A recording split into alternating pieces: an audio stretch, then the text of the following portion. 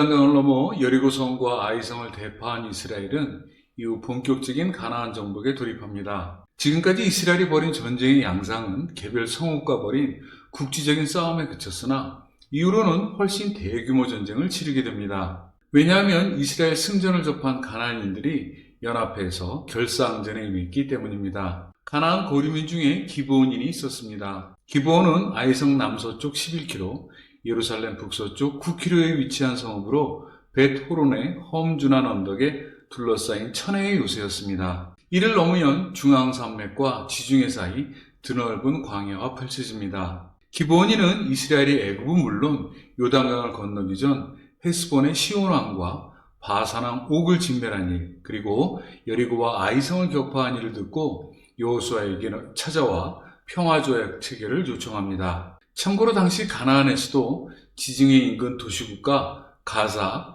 아스돗, 아스클론, 두로, 시돈 등은 소위 페니키아의 위성 도시로서 해상 무역을 통해 상당한 부를 축적하고 있었을 뿐만 아니라 일찍 철기 문화를 받아들여 상당한 군사력을 보유하고 있었습니다. 페니키아는 알렉산더 대왕에 의해 멸망당하기까지 고대 메소포타미아에서 약 3000년의 역사를 간직한 가장 뛰어난 상업민족이었습니다. 그러나 페니키아는 하나님 보시기에 패약한 민족이었습니다. 우상이 창궐하고 극악무도한 관습과 폐륜적 관행이 판을 치는 그러한 곳이었습니다. 이들 중 블레셋은 이스라엘 멸망 이후에까지 이스라엘을 괴롭히는 철천지 원수이자 대적으로 남게 됩니다. 그 변방 내륙의 중심에 기브온이 있었습니다.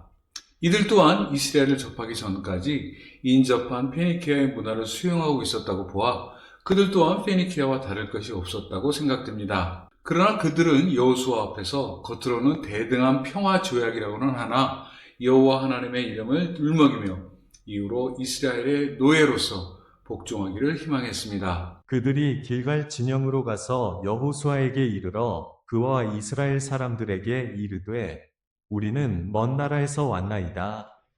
이제 우리와 조약을 맺읍시다 하니 이스라엘 사람들이 히위 사람에게 이르되 너희가 우리 가운데에 거주하는 듯하니 우리가 어떻게 너희와 조약을 맺을 수 있으랴 하나 그들이 여호수아에게 이르되 우리는 당신의 종들이니이다 하매 여호수아가 그들에게 묻되 너희는 누구며 어디서 왔느냐 하니 그들이 여호수아에게 대답하되 종들은 당신의 하나님 여호와의 이름으로 말미암아 심히 먼 나라에서 왔사오니 이는 우리가 그의 소문과 그가 애굽에서 행하신 모든 일을 들으며 또 그가 요단 동쪽에 있는 아모리 사람의 두 왕들 곧 헤스본 왕 시온과 아스다롯에 있는 바산 왕 옥에게 행하신 모든 일을 들었음이니이다. 그러므로 우리 장로들과 우리나라의 모든 주민이 우리에게 말하여 이르되 너희는 여행할 양식을 손에 가지고 가서 그들을 만나서 그들에게 이르기를 우리는 당신들의 종들이니 이제 우리와 조약을 맺읍시다 하라 하였나이다. 기브온인은 이스라엘을 매우 두려워해요. 이처럼 여호수아 앞에서 스스로를 이스라엘의 종이라고까지 낮추면서 자신들과 기브온을 보존해달라고 애원합니다. 그러나 그들은 만약 이스라엘이 자신들의 요청을 들어주지 않을 것을 예상하고 사전에 치밀한 계획을 세워두고 있었습니다. 곧 그들은 헤어진 전대, 찢겨진 가족부대, 낡은 신과 허름한 옷, 마르고 비틀어서 곰팡이가 난 떡 등을 준비하여 여호수아 앞에 나섭니다. 이는 이스라엘과 여호수아의 동정심을 유도하기 위한 위장된 수책이었음과 동시에 이스라엘과의 평화조약을 통해 그들 삶을 보존하기 위한 그야말로 간교한 책략이었습니다. 그들은 이스라엘과 평화조약을 맺는 것이 최우선이었던 까닭에 실제로 자신들이 거주하고 있었던 기브온이 이곳 길갈에서 약 28km밖에 떨어져 있지 않은 가까운 곳이었음에도 불구하고 이처럼 매우 먼 나라에서 나온 것처럼 거짓으로 여호수아를 현혹했습니다. 한편으로 그들이 얼마나 이스라엘을 두려워했는지 넉넉히 엿보아할 수 있는 대목입니다. 이에 여호수아는 하나님의 뜻을 묻지 않고 그들과 화친하여 선뜻 조약을 맺고 회중 족장에게 이를 하나님 앞에서 맹세케 했습니다. 그러나 3일 뒤 모든 사실이 거짓임을 알게 된 이스라엘은 격분해서 그들을 치려고 했으나 그때는 이미 하나님 앞에서 맹세한 이후였기에 어쩔 수 없이 그들을 살려둘 수밖에 없었습니다. 기브온을 멸하지 않겠다는 맹세는 후일 이스라엘 초대왕 사울이 기브온을 죽임으로써 파기되는데, 이때 하나님께서는 진노하셔서 이스라엘에 참담한 기근을 내리십니다. 당시 하나님 앞에서의 맹세는 이처럼 엄중한 것이었습니다. 여호수아는 기브온을 보존해주는 대신에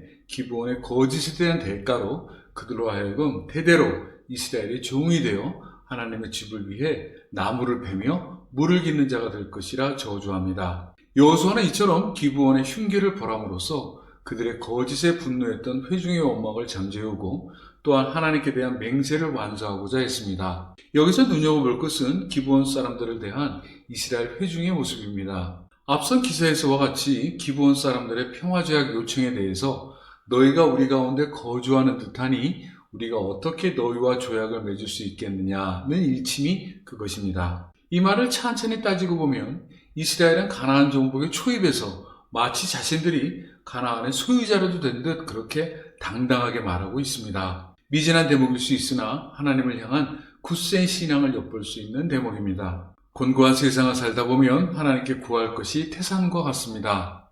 우리는 때마다 하나님 은혜에 보답하고자 끊임없는 기도와 간구로 구하고 있음이 사실입니다. 그런데 구하는 때마다 하나님께서 우리 기도를 들어 응답해 주셨는지에 대한 의심이 끊이지 않을 때가 많습니다. 이러한 시각에서 가나안의 주인인 양 당당했던 이스라엘의 반문은 우리에게 참으로 의미심장한 메시지를 전하고 있다고 생각됩니다. 한편 본장에서 아모리인은 달리 아무르라고도 합니다. 역사적으로 아모리족은 본래 시리아에 인접한 지중해 연안의 가나안 주변에서 유목 생활을 했으나 이후 유프라테스강 중류 지역에 정착해서 인류 최초 고대 메소포타미아 문명을 이끈 수메르를 계승한 민족입니다. 이후 바벨론까지 세력을 넓혀 아모리 왕조를 세웁니다. 참고로 이 왕조 6대 왕이 그 유명한 함무라비 대왕입니다. 아모리 왕조가 멸망한 이후 그들 중 일부는 레바논과 가나안에 진출하여 소왕국을 건설하고 무역으로 번성했습니다. 이 당시에 아모리인이 여기서 여호수아와 일대 접전을 치르게 됩니다. 당시 예루살렘의 왕이었던 아도니세덱은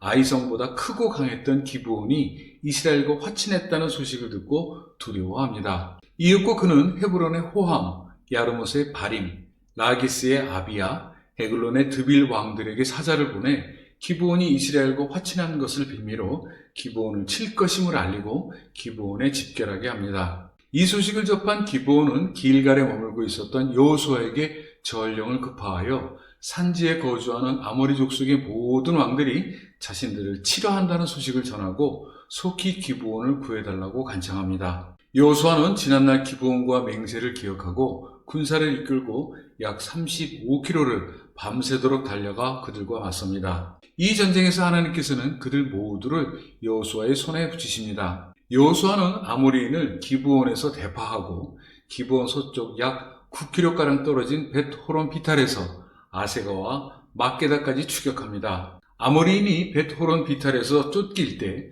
하나님께서는 우박덩이를 내리셨는데 이때 우박에 죽은 자가 이스라엘의 칼에 죽은 자보다 많았습니다. 하나님께서 아모리인을 이스라엘에게 넘겨주시던 그때 여호수아가 벳호론 골짜기에서 하나님께 아뢰어 이스라엘의 목전에서 이르기를 태양아 너는 기브온 위에 머무르라 달아 너도 아얄론 골짜기에서 그리할지어다 라고 외치자 그 말대로 태양과 달이 멈추게 되고 그때 이스라엘은 아모리인을 진멸하게 이릅니다. 벳호론을 기준으로 지리적으로 동쪽 약 25km의 기브온, 서쪽 약 15km의 아얄론이 위치해 있었는데 아얄론은 거친 들로서 벳호론에서 지중해 쪽으로 경사지게 펼쳐진 곳입니다. 지금도 아침이면 해와 달을 동시에 볼 수 있는데 이때 전과가 얼마나 혁혁했는지는 바로 볼 수 있을 것 같습니다. 태양이 머물고 달이 멈추기를 백성이 그 대적에게 원수를 갚기까지 하였느니라. 야살의 책에 태양이 중천에 머물러서 거의 종일토록 속히 내려가지 아니하였다고 기록되지 아니하였느냐. 여호와께서 사람의 목소리를 들으신 이 같은 날은 전에도 없었고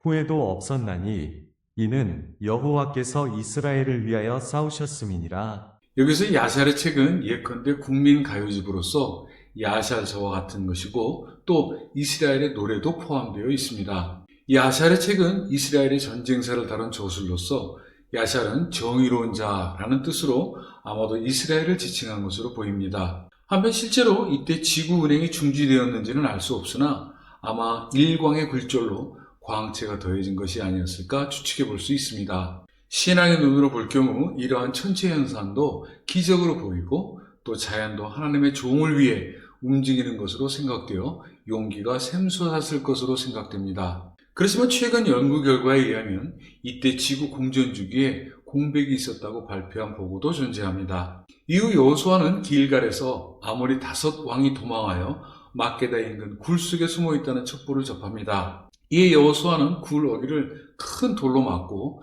군사들을 곁에 두어 지키게 하고 남은 아모리인을 소탕합니다. 이내 막게다에 이른 여호수아는 그곳에 숨어있던 5왕들을 끌어내 이스라엘의 모든 사람들이 보는 앞에서 그의 지휘관들로 하여금 그들의 목을 발로 밟으라고 명합니다. 여호수아가 그들에게 이르되 두려워하지 말며 놀라지 말고 강하고 담대하라.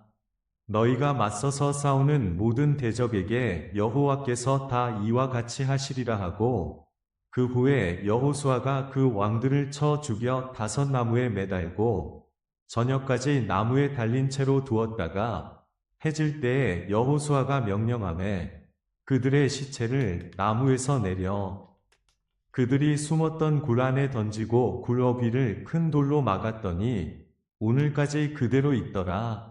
여호수아와 이스라엘의 편에서는 실로 장엄한 쾌거였을 것입니다. 그들을 위해 대신 싸워주신 하나님 편에서도 이는 다를 바 없었을 것입니다. 물론 이들 5 왕들의 편에서는 어디에 비할 바 없는 씻지 못할 치욕이었겠지만 말입니다. 그렇게 아모리인은 이스라엘의 칼날과 하나님의 역사하심으로 진멸되었습니다. 모두가 하나님을 호주로 삼아 끝까지 의지했던 결과에서 비롯된 하나님의 은혜가 아닐 수 없었습니다.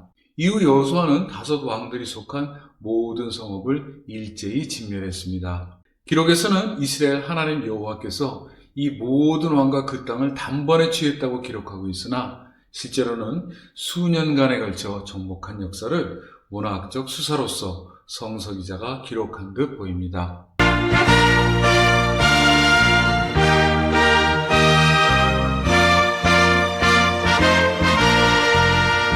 주의 진리 위에 십자가 옮기 하늘 높이 들고서 주의 군사 되어 용맹스럽게 찬송하며 나가세 나가세 나가세 나가 주 예수만을 위하여 목숨까지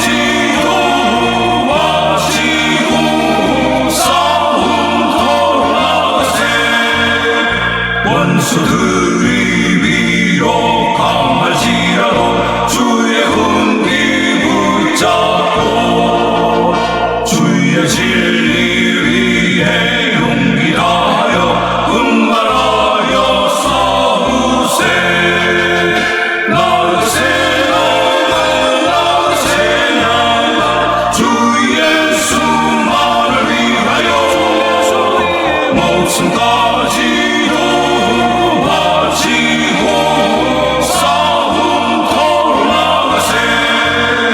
산과 들과